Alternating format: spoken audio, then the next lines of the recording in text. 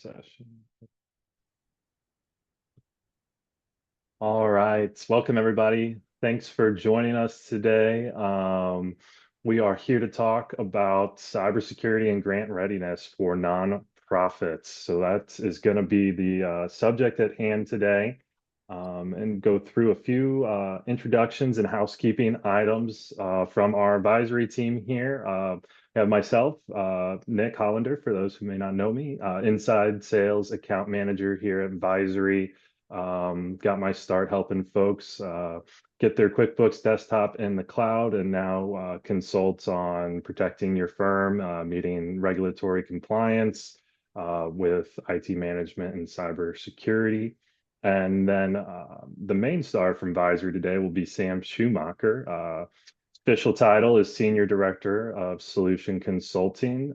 Sam is going on a decade here with Visory and has worn a lot of hats, has seen Visory through it all, and is excited here to share his expertise going forward. And then our guest, Beth Whitworth. So Beth brings over 25 years of experience to today's conversation.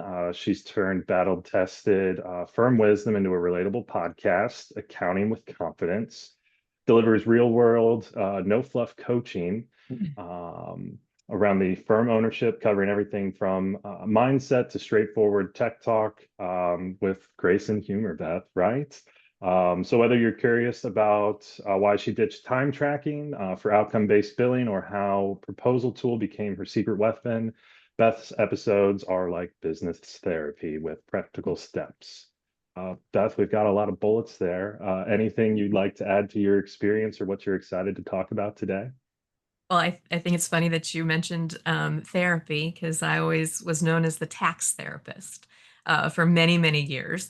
And now I do still do tax returns, but love just doing that podcast and putting my experience out there for others to learn from. Hope it's valuable to people. Right. And when you're not receiving all of these awards and playing therapist to folks, maybe my favorite fun fact is that you can be found at the racetrack racing that stellar looking Mustang down there at the bottom corner. Yeah, so my husband and I and our daughter raced this Mustang. I just completed 3 weekends in a row across the Midwest. It's autocross put on by Sports Car Club of America, and we've been doing it for a very long time, and it's so much fun. So it is definitely a adrenaline rush. It's and it's something that is so vastly different than doing a tax return that I actually really, really, really enjoy it. So Yeah, that is a incredibly cool hobby. Did you bring home any hardware over the past couple weeks? Any my wins? husband did. I did not this time, but we leave for nationals in a few days, and I'm hoping beyond hope that I win a national trophy this year. So That would be awesome. the Best of goal. luck to you. Yeah. Best of luck. Um, So a little housekeeping agenda. What we want you to take away. You're going to learn why cybersecurity is an essential for nonprofits. You're going to understand the real threats that nonprofits are facing. We're going to educate you and get an understanding around how grant requirements are changing, and then, help you understand the value of a partner like Visory and putting all of this together to, protect your organizations. And I'm excited about this because usually when we're on these webinars, we're talking about protecting firms and what firms need to do for their own readiness. I know we've started to shift that conversation a little bit into clients, but this is so specialized in with the focus on nonprofits, and that's a passion area of mine. And so Beth, I share that with you, and I think it's great that we're going to be able to share some really practical information and some evidence about why nonprofits are targets and why they're vulnerable and what we can do to help them. That's awesome. As soon as I was asked to be on this webinar, I went out and did a survey of my not-for-profit clients. I wanted to know what that feeling was. And I have a passion for not-for-profits. The first return I ever did was a not-for-profit return for a large university here in St. Louis, and I'm sure I blew the budget of time for that because I'd never done one before. But from that day forward, I was always passionate about working with not-for-profits and just really learning that. And that has evolved into us being a firm that um, tries to help create an environment for them to know and understand what they're up against and working in that environment from an accounting standpoint. But I went out and I said, okay, let's take a little survey amongst my clients. And I got some responses, knowing, you don't get all the responses. But the big question there was, you know, do you have a cybersecurity policy? Are you worried about cybersecurity? What parts of what are you worried about? And it really did come back with an interesting set of answers, but not unexpected. So one of the things that came back is, most do not have a cybersecurity policy in place, and why that is scary is that you are working with volunteers. You're working with people who are giving you money to work inside your programs. And you sometimes are working with people that don't have a whole lot of experience, either with computers, with technology, or have any education around the best controls or security. So knowing that most of these people did not have a cybersecurity, it's on their radar, not something that they've done yet. And they're not sure, like the slide says, not sure where they're going to start. Because the other piece of this, the biggest concern out of my choices, I said, okay, what's your biggest concern? Is it budget? Is it, not sure where to start, too many other projects, or fear of your donor files or bank accounts being compromised? And that was the number one of those options. Time, it wasn't budget, it was they've got that fear. That's their biggest concern around not having something in place. And that it's a real concern, and it should be. Most have not been a victim that they know of a cybercrime, but there was at least one response that said yes, they had. And in relating to the grants, there's a concern that if you don't have something in place to protect your donors, your employees, your volunteers, and their information, that it's going to start impacting your ability to get grants. And Yeah. And my daughter-in-law, my future daughter-in-law, is actually a grant writer, and she's clued me in. She said she's starting to see more questions, especially for the bigger grants. The a farmer needs a well, and the USDA is going to fund it. Maybe not going to show up on that one, but the bigger, more impactful grants are starting to ask. yes, and with the current economic climate, the grant funding is tightening up. So there's more competition for fewer grants. And that starts to become, if that's a deciding factor, is your data secure, is something that they look at and say, well, we'd rather give it to this particular organization because they've taken those steps. But other than that fear of, you still have to have a budget for it. And that's why it's so critical, I think, for not-for-profits.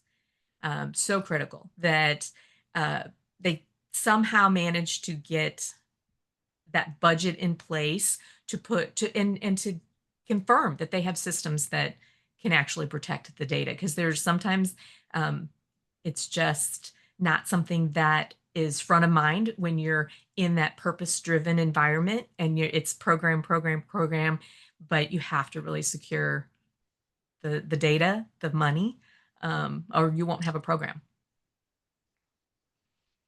So Yeah, absolutely. And we talk a lot about cybersecurity awareness training in our content that we put out there. And for nonprofits, it's a trust-based relationship between donors and the organization and the people that are being helped.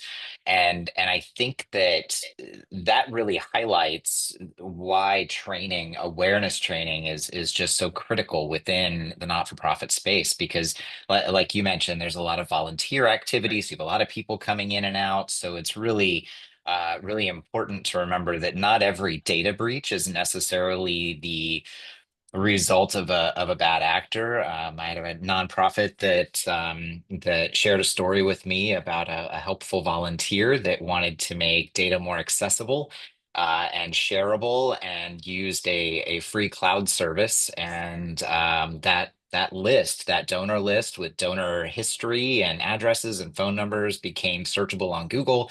And it exposed over 4,200 donors' information.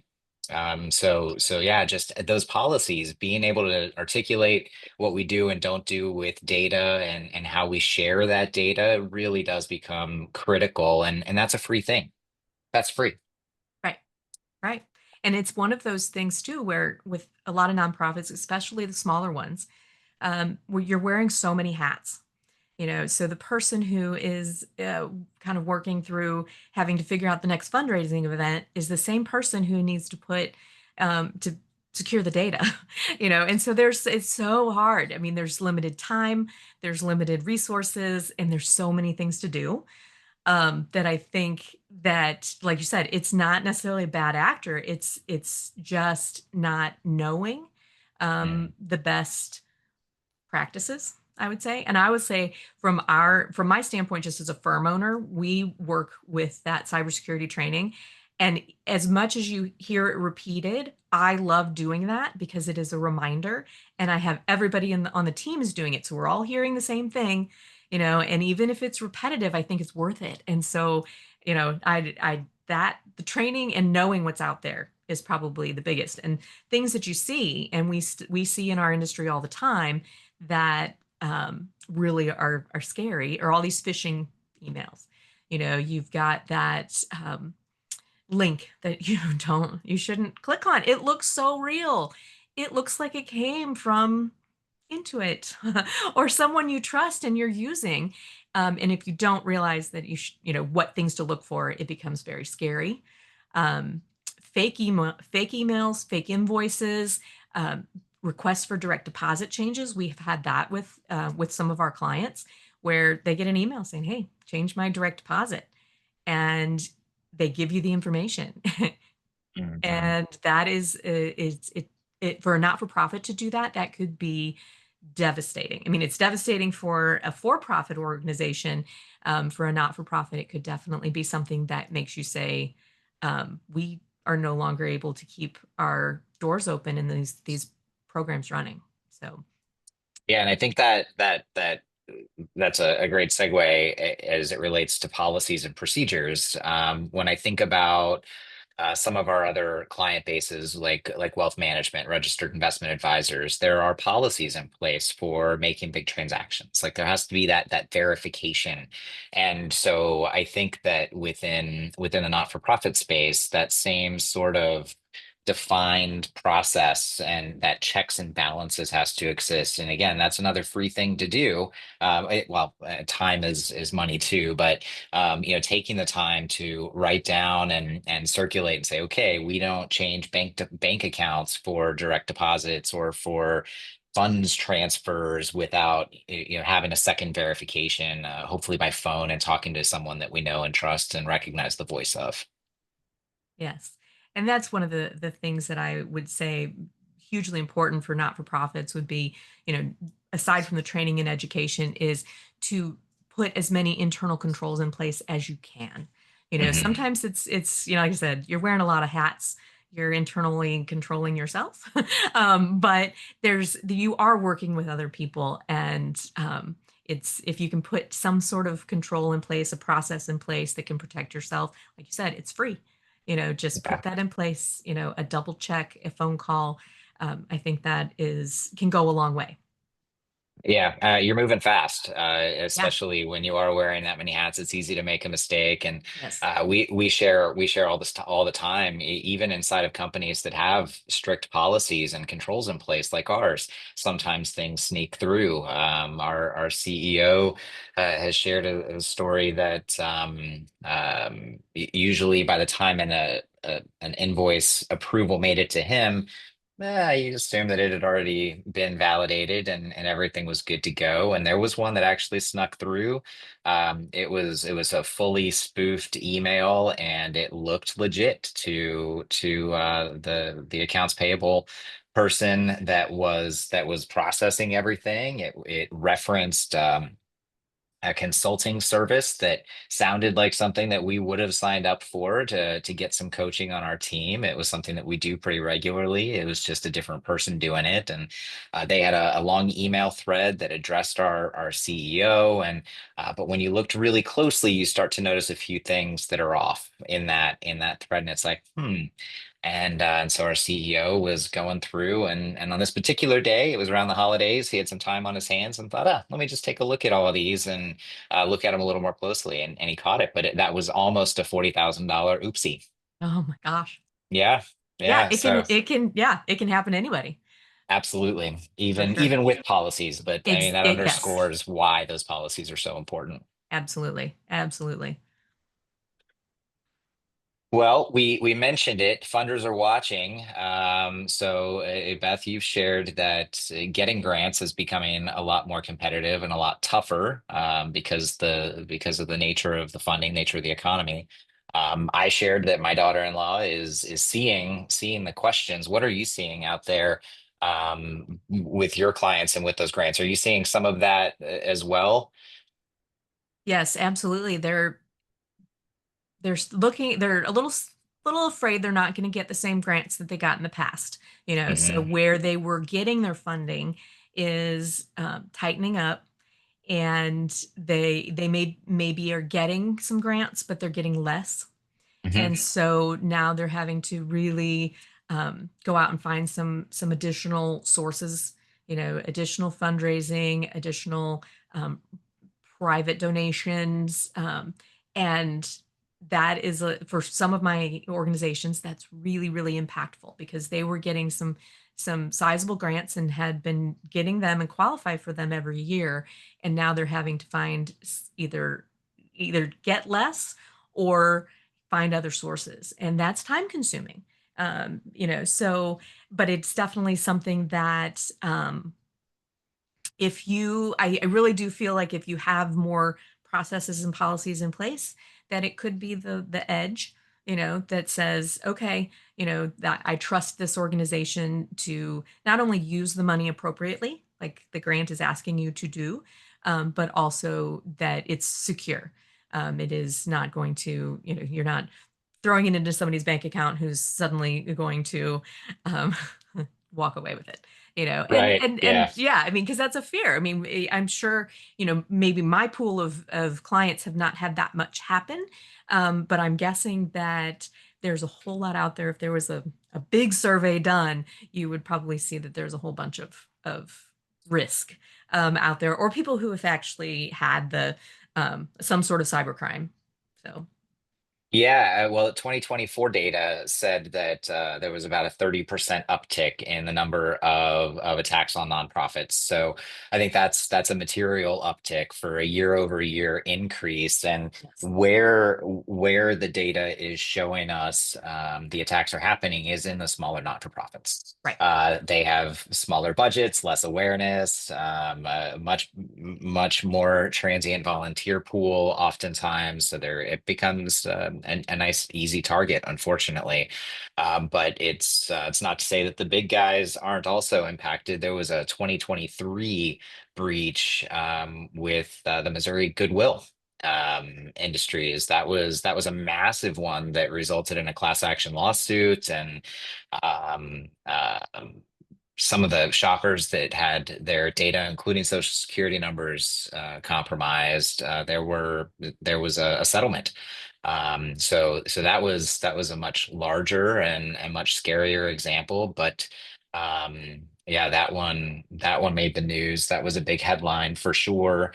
And when we're talking with accounting firms about securing their clients' data and putting all these policies in place and putting some of the technology stuff that we're going to be talking about next in place, we talk about that becoming a differentiator, differentiating your firm from other firms. And what I'm hearing you say is that nonprofits that you're talking with are starting to recognize that having policies, having procedures, having some of these controls in place, it may also become a differentiator for the funding process.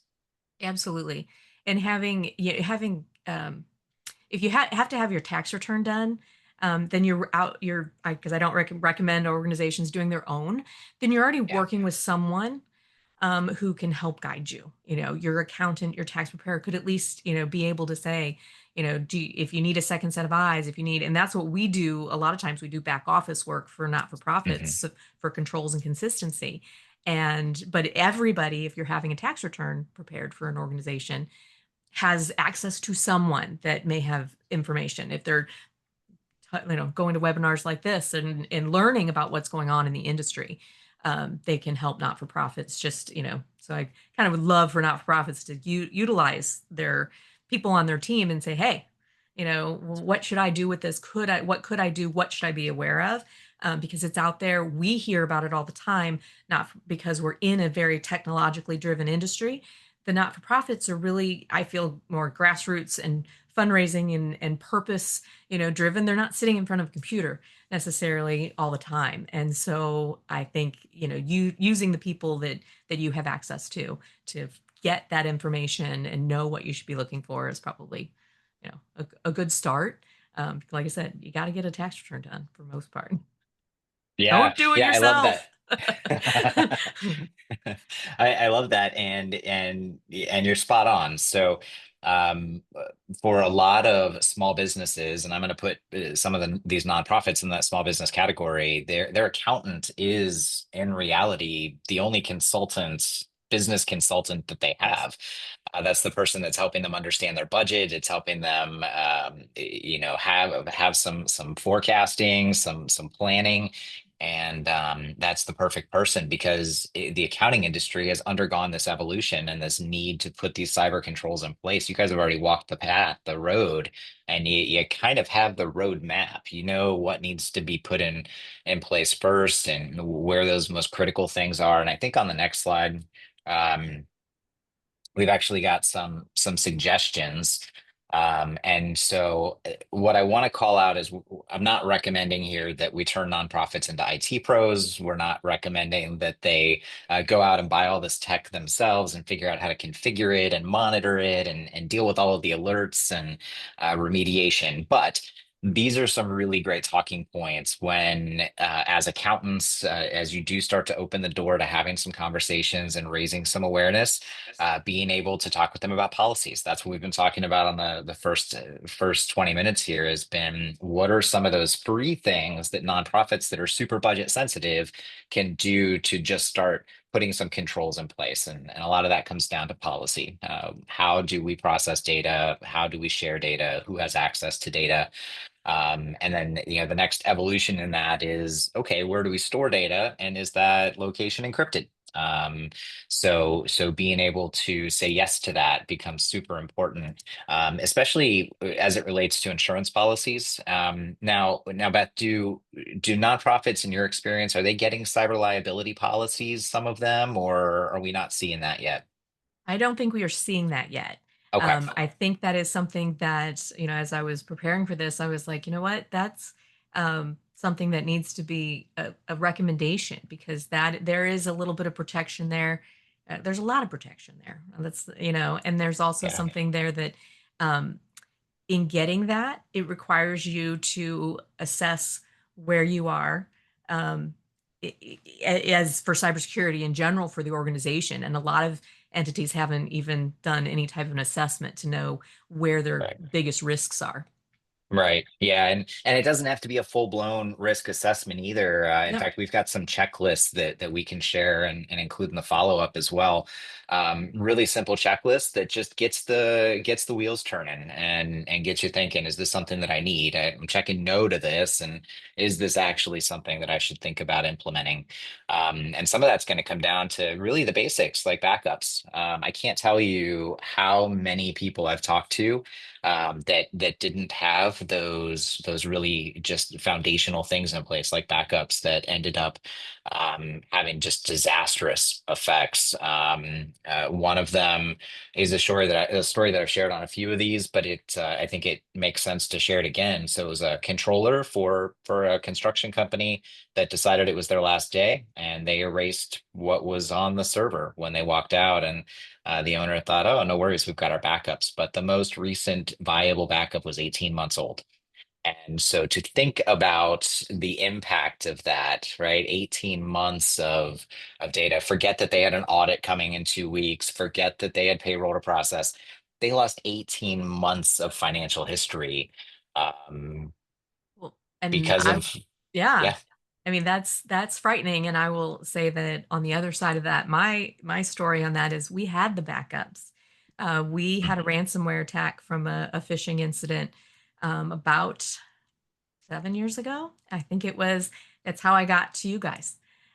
Is that we had maintained our own internal QuickBooks server for some clients, but in the process of, one of the people on the team clicked on a bad email, Yeah. and so we were able to, shut down the network and spend the next 3 days restoring backups, and we didn't lose any data, and we didn't have to pay any ransom, and I will Swissnet at the time was I moved our QuickBooks servers were gone. I said this is all being outsourced, and we had it done over a weekend. But Mhm. those backups saved us. We did not lose any data. We lost some time, because Oh, yeah. restoring all of that data was a lot, and a lot of time. But not having that would have been catastrophic. I mean, 18 months Oh, sounds yeah. sounds like that makes me shudder. I can't imagine. Imagine losing 18 months of donor information. Right. I Yeah. mean, yeah. Yep. All right, so we talked about awareness training. Super important, super low cost, budget friendly. It can even be free if you've got somebody in your volunteer network that has some experience and can just throw a PowerPoint together. We can keep it super low budget. Or there's platforms. There are platforms that you can pay for that do the training, do the testing, and have some really engaging material. So it's less of a let's sit in a classroom together for 45 minutes and talk about the latest threats, and more interactive. But depends on budget and where we want to put that budget ultimately, because that moves us into things like endpoint protection, and making sure that the devices being used to access the donor data are secured. So what we're talking about there are going to be things like threat hunting agents, things that are actively looking for computer behavior that's consistent with bad things happening. So threat hunting becomes super important. So making sure that we know what the devices that are accessing donor data, are they owned and managed by the not-for-profit, or are they can I volunteer at a not-for-profit and get access to donor data on my personal computer? So that comes back to policies again, and where we think our risk is and how much risk there is in allowing for the BYOD, the bring your own device. We would caution against it. What's been your experience? I would say that the majority have at least a designated computer. That is, if they have the office space, that it's in their office, and but it's usually shared by multiple Hmm. people. Hmm. On the very smaller organizations where they're running some of these organizations from their home, the executive director is housing those. And with the kind of the advent of all of the cloud solutions, you're able to kind of grant access without someone being at that computer. I am guessing they're just got a volunteer who says, "Hey, I'll help you Yeah. get that mailer Yeah. out." Um, okay, here's the login, go go do it. And so because it's easy, it's easy to say, oh, Mhm. somebody, you don't want to turn somebody down who's volunteering to help, but you're not thinking about what you're giving them access to. Sure. All right. That brings us, I think, perfectly into role-based access. So another tip here is going to be to make sure that our not-for-profits are sharing out just the information that's needed for the volunteer to do the volunteering. So we don't want to give them access to everything. Let's limit it, and let's also make sure that we've got some multi-factor authentication turned on to getting to it. So, we want to put reasonable controls in place for reasonable risk, just like we do inside of firms. The not-for-profits can implement similar things, just like Beth. I can't imagine that you've got every staffer at your firm needs access to every aspect of every client's books. I know we've got specialized roles: accounts payable, accounts receivable, payroll, and I don't think any of those folks on our finance and accounting team just have access to everything except maybe the controller and CFO. Right. And we operate on a need to know basis. If you're not assigned to that client, you're not in their accounting file, you don't even see their information inside of our practice management tools, because we are able to segregate it that way. And that's something that we can also say to our clients. Yeah, if they're not involved in your account, they're not seeing your information. And that's a good selling point. It makes people feel more secure. So definitely, the probably most common I see with not-for-profits is that shared user. Here, just use Mm. my login. And so this role-based access goes out the window if you just shared the admin password. Oh So boy. yeah, Yep. so I think it's really important that you take the time to set up the users in the multi-factor authentication and assign the roles, because you could really open yourself up, even inadvertently, for a volunteer to essentially have access to everything, and then a bad actor comes along and now they have access because they hacked that password. Yeah, yeah, and it has nothing to do with trust, right? We're just talking about risk mitigation. It's not Yes, because you don't trust everyone on your team with all of your clients. exactly. It's Yep. it's it's if Sally, I'm making Sally up. You don't have a Sally, I right? don't have a No. Sally. Okay. If Sally is using her personal computer and clicks on a link in her personal email and gets a screen logging malware, and then goes to help be a helpful volunteer and starts logging into the admin credentials that were shared out with her. Now that screen logger has that password, so it's really easy for the password compromise to take place. In those cases. So yeah, let's make sure we're creating unique logins for everyone accessing data, and let's make sure that at a minimum we have our multi-factor authentication turned on for that access. And then the next step in that is making sure that we're segregating how much data they have access to. So if it's all in one big Google Drive, let's separate by folders and let's give access at the folder level instead of the whole drive to all the volunteers.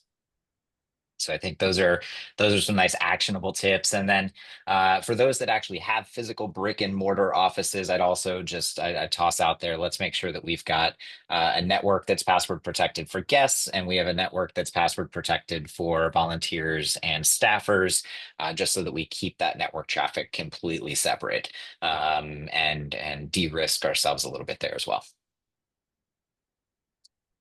Um, yeah, and then benefits. I mean, we've been talking about that all along, I think, right, Beth? Yeah.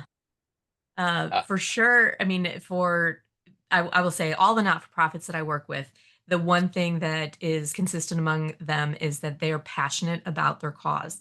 And I think that that allows you to say, well, you want to make sure that you're still able to complete your purpose, your mission. And I hate to think and to see anybody um, get derailed from that, from something that is preventable, so some training, some education. But I think that fourth bullet point down really resonates with me, is that it ensures your mission continuity, which is the whole purpose of the organization to begin with. And so, yes, donor trust, that is huge too. I mean, you want to be able to ensure your donors that they're not going to have anything bad happen to their data, or that they're not going to have anything, the organization they just donated from, it still can use their money for the purpose that they intended, that it doesn't get, paid out in ransomware. But I would definitely say that mission continuity, donor trust, and then the being grant ready.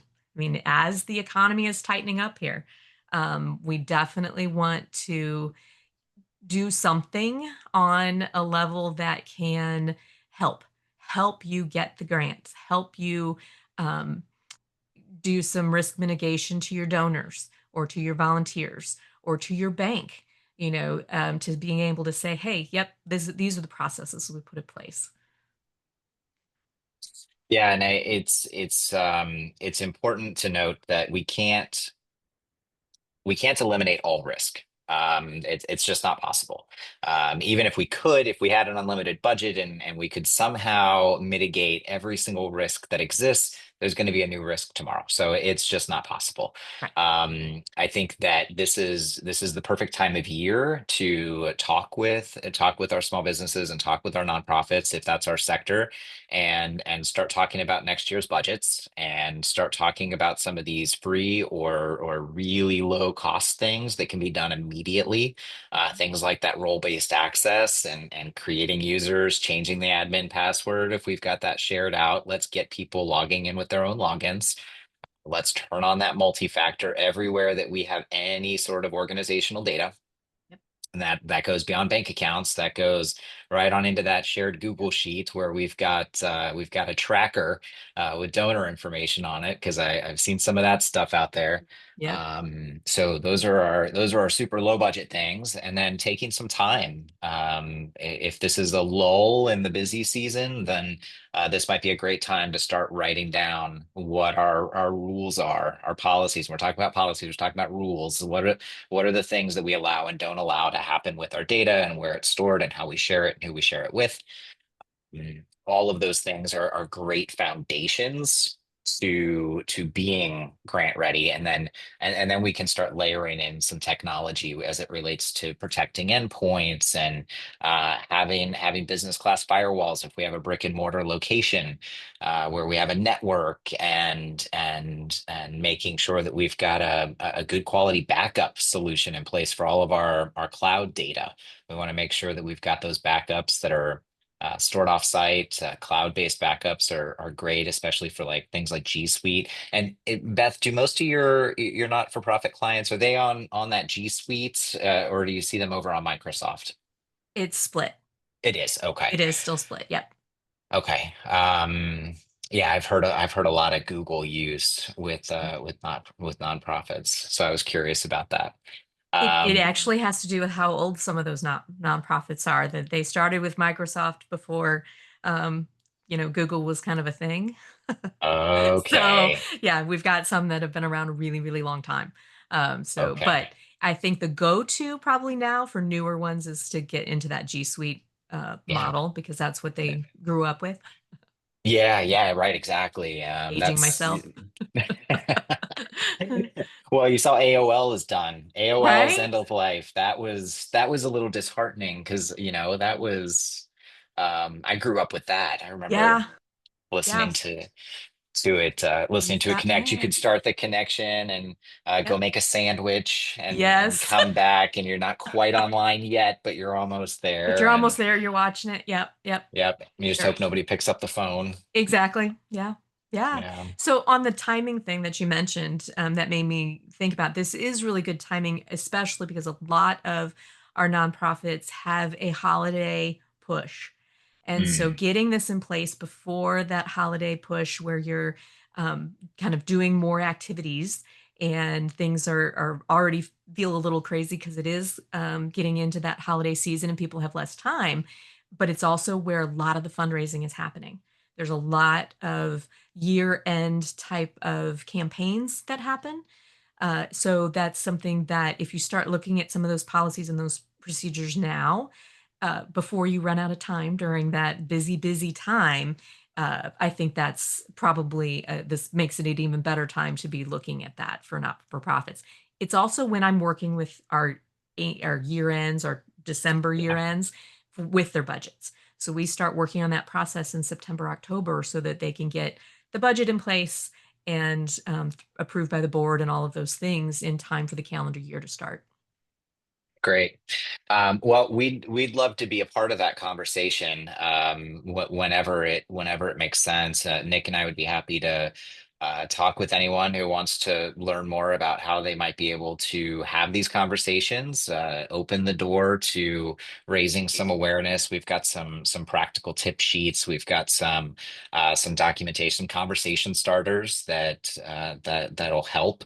And I think Nick will include those in the follow-up from this, I think, for everyone that was registered, so that everybody's got those in their inboxes tomorrow. And yeah, we'd love to be a part of that conversation, like I said. So feel free to reach out to us. I think we've got Nick's contact info somewhere, um, or it might be just the group contact info. My slides are frozen, so I'm not sure what we're seeing. But yeah, feel free to reach out, and we'd be happy to join a call and help empower you and meet with any of your clients who want to start talking about things that they can do and how we might be able to help them put some of those things that we talked about in place. Yeah, that would be great. I also wear a lot of hats, but I am not a cybersecurity expert by any means. And I will tell you that I was, a little bit of that kicking and screaming trying to get my written information security policy done last year. So have but having someone walk me through it is what got it done. So thank you. And so I think that having that, advisory as a resource for any not-for-profits would be just invaluable. Awesome. Well, we'll end a little early. We'll let people grab some coffee, maybe a snack before their next meeting. Beth, it's been wonderful having you on, and I appreciate everything that you were able to share with us from your experience, because your experience is vastly different than what mine has been with working with nonprofits. So thank you for joining us today, and I hope to have you on again sometime. I appreciate it. Thank you guys for having me, and I'll let you know how I do at nationals. Yes, please Good do. luck on the track, Beth. Thank All right. you. Bye, Bye. everybody. Bye.